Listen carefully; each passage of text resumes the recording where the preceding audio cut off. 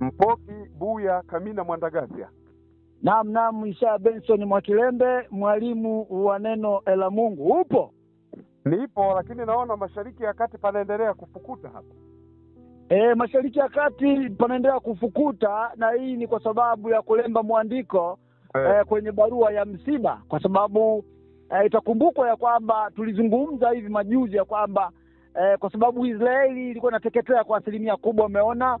Na nadhani pia Israeli hii itaendelea kuteketea kama Irani ataendelea na moto ule ule. Lakini pia fahamu tu kwamba vile vile Donald Trump alitoa siku 14 dhidi ya serikali ya Irani, kwa maana kwamba wanatakiwa wajisalimishe. Na utakumbuka kauli ambayo alizungumza Ayatollah Khamenei, akasema kwamba Waajemi wanaga tabia ya kujisalimisha, kwa watapiga popote, watapiga mtu yoyote ambaye atajaribu kuingilia basi mgogoro huo. Usiku wa kuamkia leo Mwakilembe ulikuwa ni usiku mzito, ulikuwa ni usiku mnene, ulikuwa ni usiku mzito na mnene, sio tu kwamba labda kwa kitendo cha Marekani kushambulia Irani. Hapa ulikuwa ni usiku mzito na mnene kwa upande wa serikali ya Israeli, kwa sababu ndio usiku ambao Waajemi walikuwa wametangaza kwamba hamna kitu ambacho kitabaki salama ndani ya Israeli, na hii siku watakuja kuikumbuka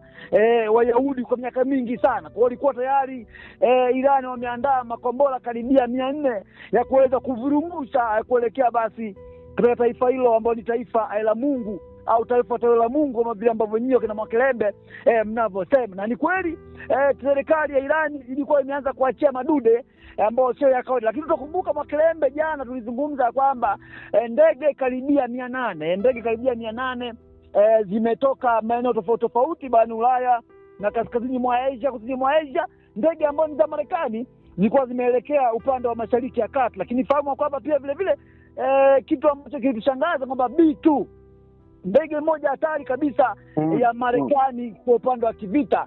Ndege hii niliwahi kuizungumza kwamba ni ngumu kuonekana kwenye rada ya adui, na ukiwa umepata nafasi ya kuigundua kwenye rada ya adui, ndege inakuwa tayari ishaacha madhara. Tukashangaa ndege hii inaelekea wapi, zinaenda wapi, nyingi tu. Sasa Mwakilembe, kifupi sana fahamu kwamba basi ule mpango na vile vitisho ambavyo alikuwa anavifanya Benjamin Netanyahu, vile vitisho ambavyo alikuwa anavifanya Donald Trump mwenyewe, basi tayari vimekwisha fanywa kazi. Kinu cha nyuklia kikubwa zaidi ndani ya Irani au Mashariki ya Kati, alimaarufu kama Fordo, basi kimeweza kushambuliwa ama kimeweza kulipuliwa basi na manyang'ao. Wakati huo pia fahamu kwamba ni vinu vitatu muhimu na maalumu ama roho ya Irani pia imeweza kulipuliwa. Na Donald Trump ameutangazia ulimwengu kwamba kama Irani anataka amani, basi aweze kujisalimisha, kwa sababu Irani asipojisalimisha basi mashambulizi yanayokuja yatakuwa ni mepesi zaidi, kwa sababu tayari Myahudi alikwisha fungua njia. Kwa Mwakilembe, kubwa kuliko ulimwenguni mpaka sasa ni taarifa hizo ambazo mimi nakupa hapa. Na wakati huo tunapozungumza haya yote ni kwamba ulimwengu umeshtuka, viongozi wameshtuka, Irani yenyewe pia imeshtuka, lakini wamesema kwamba wao kama wao hawaogopi chochote, na kuhakikisha kwamba hawaogopi chochote, wanaandaa mashambulizi zaidi katika kambi mbalimbali za Marekani Mashariki ya Kati. Mwakilembe, upo? Nipo ndugu yangu, nakusikiliza vizuri na kufuatilia kwa ukaribu kama NATO.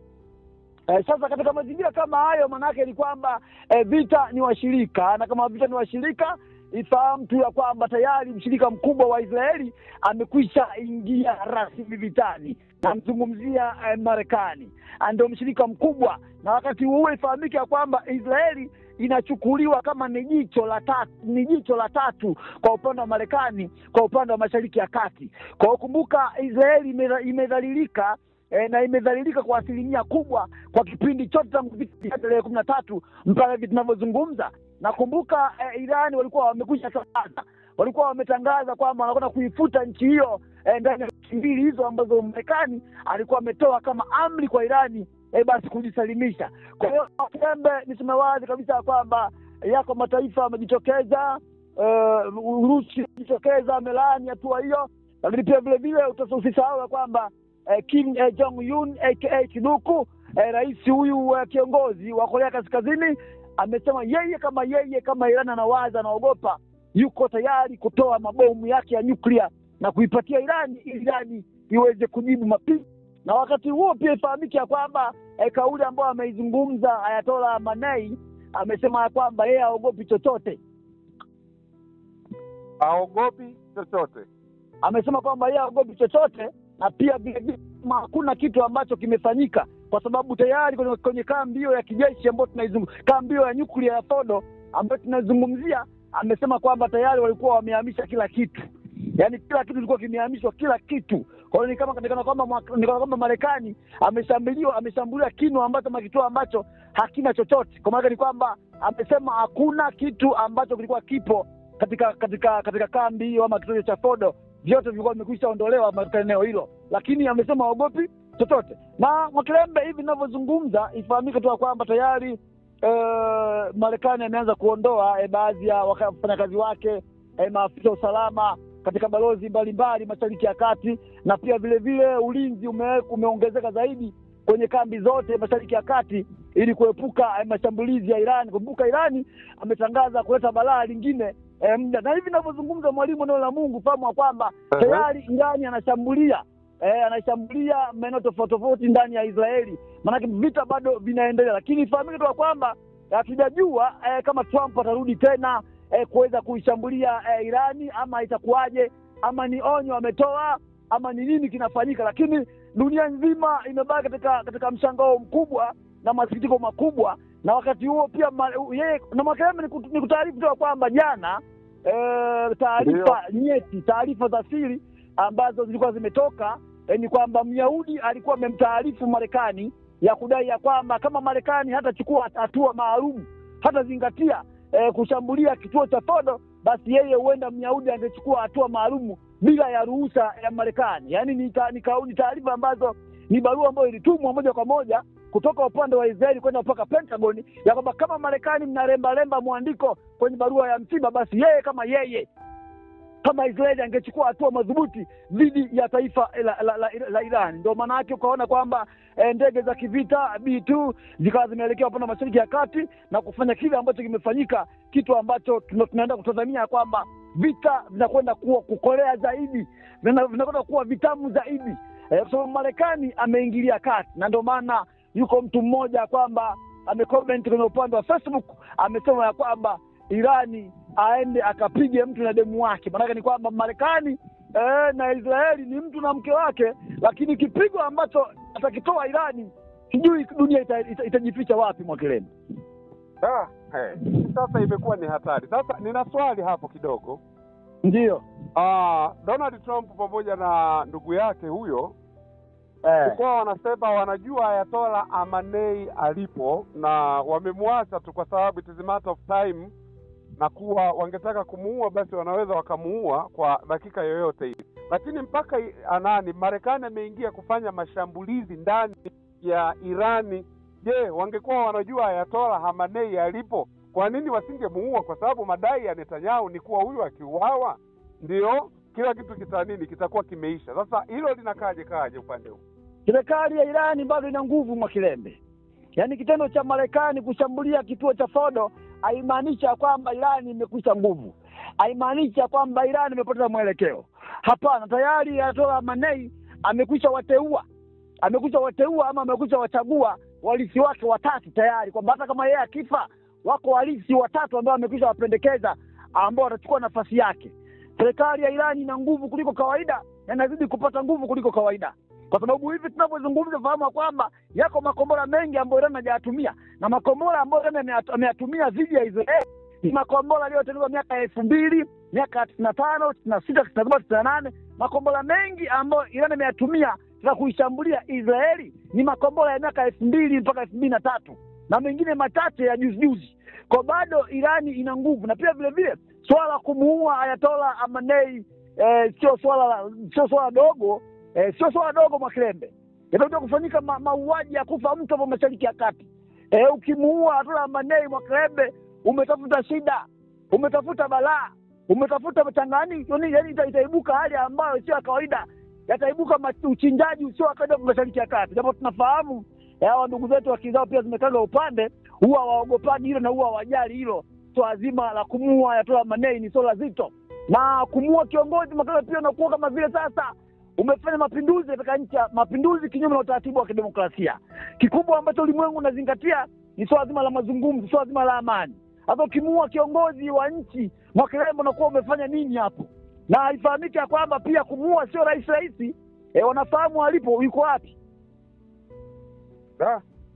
Na kuuliza Makelele, unafahamu alipo, yuko wapi hapo alipo Ayatollah? Isipokuwa ni kwamba fahamu ya kwamba Israeli inakwenda kugeuzwa kuwa chekeche. Yaani cha msingi ufahamu kwamba Israeli inaenda kugeuzwa kuwa chekeche hivi ninavyozungumza, kwa kile ambacho wamekifanya. Sababu tayari kumbuka walishaonywa. Ndio. Walishaonywa. Kwa hiyo Israeli inakwenda kugeuzwa kuwa chekeche. Kwa sababu tayari Mwajemi ameshasimamisha madudu ambayo hajawahi kuyatumia tayari. Tayari maeneo mengi yenye maslahi ya Marekani na Mashariki ya Kati yameshawekwa kwenye target tayari. Tayari wahusika wake, tunapozungumzia Yemen, imeshatangaza kwamba hakuna meli itakatiza kutoka ukanda bahari nyekundu. Tayari Irani, mlango ule wa Hormuz unaelekea kufungwa. Tayari balaa limetangazwa Makilembe, utakimbilia wapi? Unajificha wapi? Alishasema yeye sio Mwarabu, wao ni Waajemi, hawawezi kujisalimisha, watapiga popote, watapiga mtu yoyote. Sawa bwana, mimi nina swali moja zaidi. Ndio. Ili maana ndugu zetu wanapenda wangejua sana. Lakini kwanza kabla ya swali hili, labda tuwakumbushe ndugu zetu kuwa tuna grupu letu la Wababe wa Kivita, ambapo sasa hapa YouTube hauwezi ukapata kila kitu kwa sababu wa YouTube wanaondoa, maana kuna picha nyingi hauwezi ukaziweka hapa. Kwa hiyo wanaweza wakaona kile tunachokiongea akiendani na uhalisia, lakini wakitaka kupata uhalisia ni kwenye grupu letu la Wababe wa Kivita. Lakini ninaomba tungewatajia namba ndugu zetu, lakini wajue kuwa grupu hili lina utaratibu wa kulipia kila mwezi ili kupata taarifa na maarifa zaidi, kutuwezesha na sisi kuwa na bando ya kuweza basi huko taarifa tunakotafuta kwenye vyanzo mbalimbali basi tuweze kuziweka ili wao waweze kunufaika.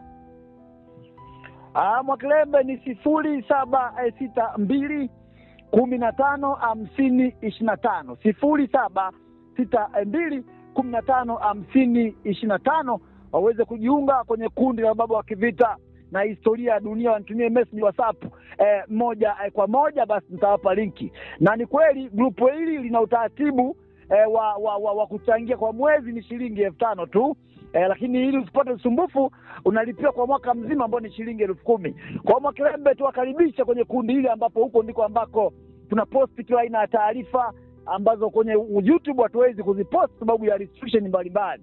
Na mwalimu, ulikuwa unasema kuna swali, kabla hujauliza swali ifahamike tu ya kwamba Israeli usiku kwa mchana hivi ninavyozungumza, wakazi wake karibia milioni 3 wanakimbia makazi hayo, na wengi wanakimbia Cyprus. Na pia vile vile kumbuka kwamba huyu Iran amesema kwamba atawafata huko Cyprus kwa kuwashambulia, na tayari majaribio kadhaa yamefanyika. Lakini Makilembe, naomba kwanza niishie hapo, nitakurejea baadaye. Ngoja kwanza, mashambulio kadhaa yamefanyika kwenye taifa la Cyprus. Kuna watu raia wa kutosha wa Israeli wamekimbilia kule, wengi sana. Na kuna watu kuna raia karibia milioni 3 ambao wana mpango wa kuondoka na wengine wanaondoka. Sasa liko jaribio ambalo limefanyika la kuwaua Waisraeli kule walikokuwa wanakimbilia, na serikali ya Cyprus imeweza kulizuia, na taarifa ni kwamba hakuna Myahudi atakayebaki salama popote pale atakapokwenda. Sasa nasema kwamba Makilembe, hiyo ngoja kwanza. Haya bwana, basi mimi nitakuuliza swali langu baadaye. Haya, nashukuru sana.